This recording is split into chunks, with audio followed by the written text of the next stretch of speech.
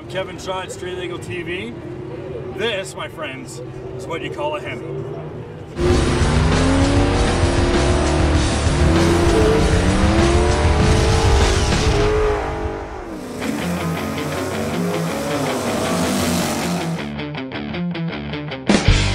Okay, so I'm sitting in between two really cool Hemis that we got going on here. I know we've shown you some other Hemis, but yeah, we got the classic here. It's making 500 foot-pounds of torque and 520 horse. But then we got what you would think is another classic Hemi, but you look at it and you realize this is a new motor.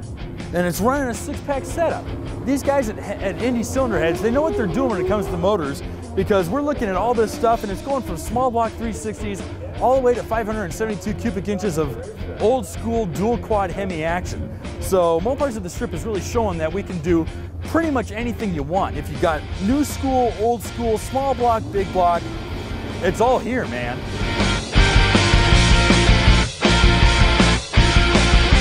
Some brands just have that name that stick around. Sometimes you want to go and have a Coke even though you're going to crack open a root beer. People get a handful of Q-tips or even some Kleenex. You don't call them a cotton swab or a facial tissue. But when you talk big block Mopars, you don't mistake a Hemi for anything else. For those guys who just don't know what the difference is, I'm here at Glendora Dodge's booth with Matt, and Matt's going to walk us through the real difference between the classic Generation 2 Hemi and what the big block wedges were like. Well, obviously in both of these, on the stock engines, you had cast iron. Right. These are both aluminum now. Okay, saving some weight. Saving some weight on it. How much are we cutting off? On a Hemi, you're cutting off roughly about 50 pounds a head. 50 pounds a head? Yeah. So that's 100 pounds off that motor. Exactly. Outstanding. That's why the big benefit for the aluminum. Okay.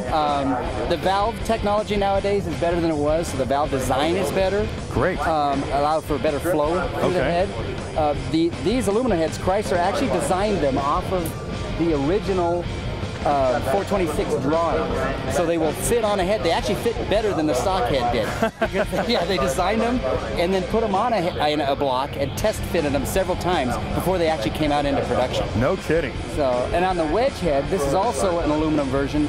The big move today is to aluminum. Okay. Weight savings and obviously the main thing is the weight savings on it. This particular head has a smaller chamber on it than a normal. The normal chamber would be a full open chamber. This is so we're bumping up the compression quite a bit when then. You put that one on there. Okay. Yeah, and the whole idea is to try to get your flow numbers. Right. And that's where the Hemi is so superior. Well, of course. As you pointed out before. But it's a great head. This one with Chrysler allows us to put stock manifolds on a 440 where some of the other ones don't.